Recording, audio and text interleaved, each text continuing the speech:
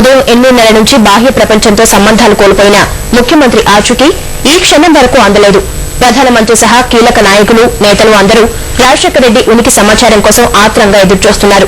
కేంద్ర హోంమంత్రి చిదంబరం ప్రధానిని కలిసి పరిస్థితి వివరించారు. కాంగ్రెస్ అధినేత్రి సోనియాతో ఏకే ఆంటోనీ, అహ్మద్ పటేల్ అత్యవసరంగా సమావేశమయ్యారు. సైన్యం మొత్తం రంగంలోకి దిగింది. రక్షణ శాఖలోని అత్యాధునిక పరికరాలు, వాహనాలతో గాలింపు చర్యలు చేపట్టారు. ఇప్పటికే సుఖోయ్ యుద్ద విమానం విధులు ప్రారంభించింది. 3 జిల్లాల రచ్చబండ కార్యక్రమంలో పాల్గొనేందుకు బయలుదేరిన ముఖ్యమంత్రి వైఎస్ రాజశేఖర రెడ్డి ఆచూకీ దొరకడం లేదు. ఈ రోజు ఉదయం 8:45 హైదరాబాద్ నుంచి ఆయన హెలికాప్టర్లో బయలుదేరారు. ఆ తర్వాత 9:45 నుంచి ఛాపర్తో సమాచార సంబంధాలు పూర్తిగా తెగిపోయాయి. షెడ్యూల్ ప్రకారం ఆయన 10:30 కల్లా చిత్తూరు చేరుకోవాల్సి ఉంది. కానీ గడువు దాటినా ఆయన నిర్ణీత ప్రాంతానికి చేరుకోకపోవడంతో రకరకాల వదంతులు బయలుదేరాయి. 11 గంటల వరకు ఎలాంటి సమాచారం లభ్యం కాలేదు. దాంతో రాష్ట్రమంతా ఒక్కసారిగా తీవ్ర కలకలం రేగింది.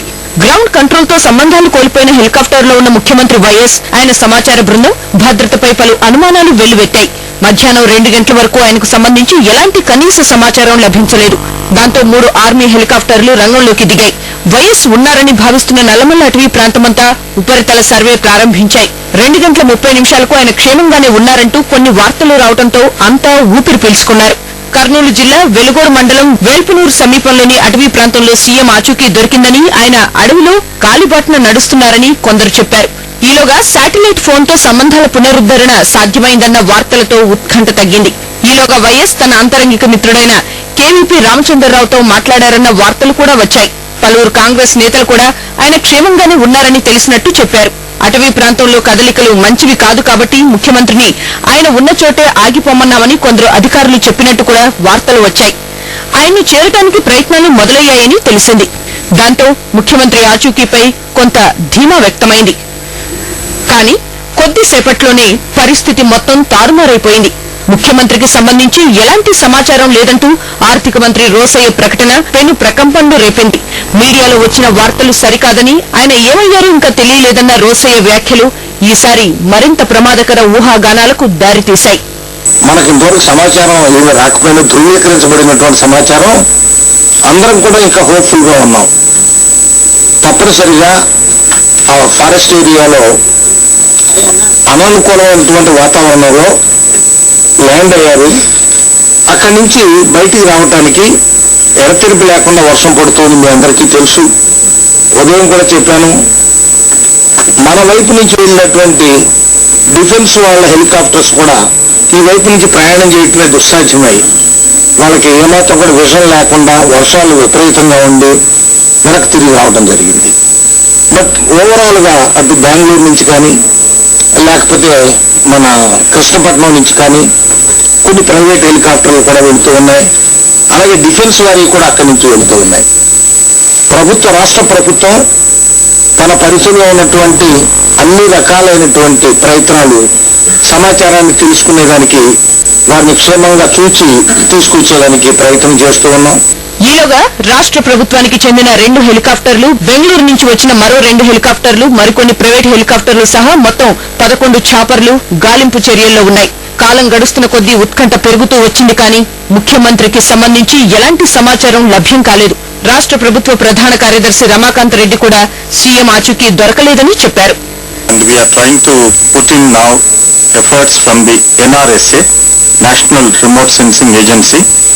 The Government of India was very kind. Union Home Minister, we spoke to them, and to the Union Defence Secretary.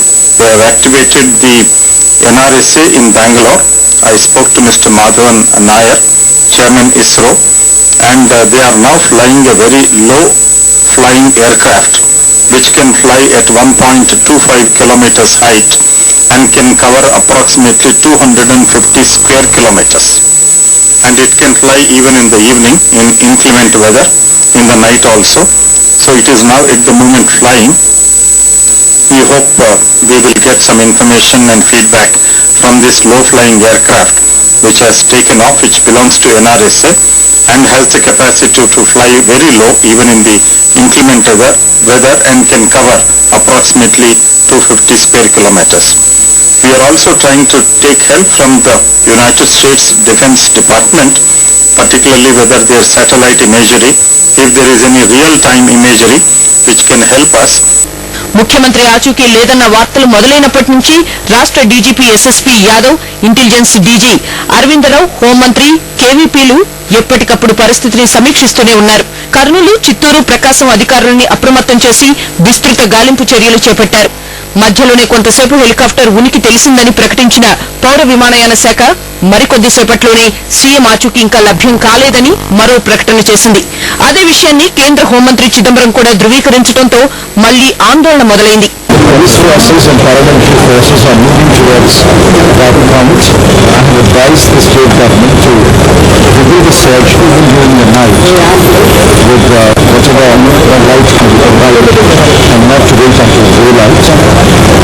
Perhaps, I don't know yet, perhaps they will be able to do a search in about a couple of hours at least. And then we will have to wait until first light tomorrow when we will place again as well as intensify the search.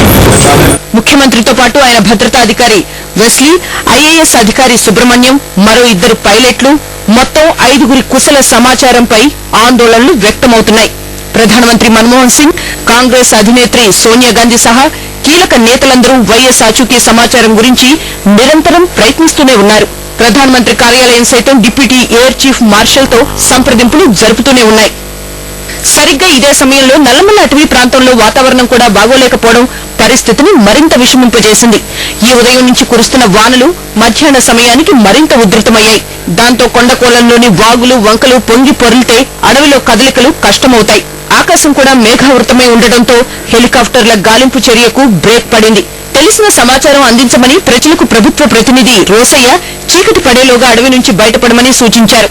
ఈ ఉదయం 8:30 నుంచి రాష్ట్ర ముఖ్యమంత్రి doctor ఏడుగురి Sandinti Rajasekhar Reddy ఆచూకీ దొరక్కపోవడం జాతీయ స్థాయిలో ఆందోళన కలిగిస్తోంది. హైదరాబాద్ లో ఉదయం 8:35 సీఎం హెలికాప్టర్ బయలుదేరిందని, పైలట్ గా ఎస్కే భాటియా, కో పైలట్ గా ఎంఎస్ రెడ్డి ఉన్నారని ఏవియేషన్ అధికారులు తెలిపారు.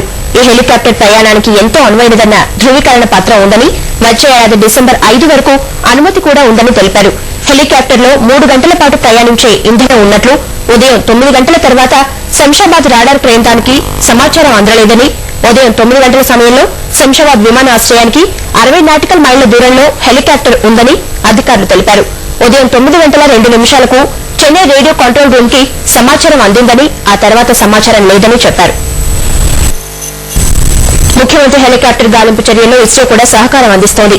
అడవి భౌగోళిక చిత్రాన్ని చూసేందుకు రిమోట్ సెన్సింగ్ విమానాలను ఉపయోగిస్తోంది. సాయంత్రం 5 గంటల నుంచి రిమోట్ సెన్సింగ్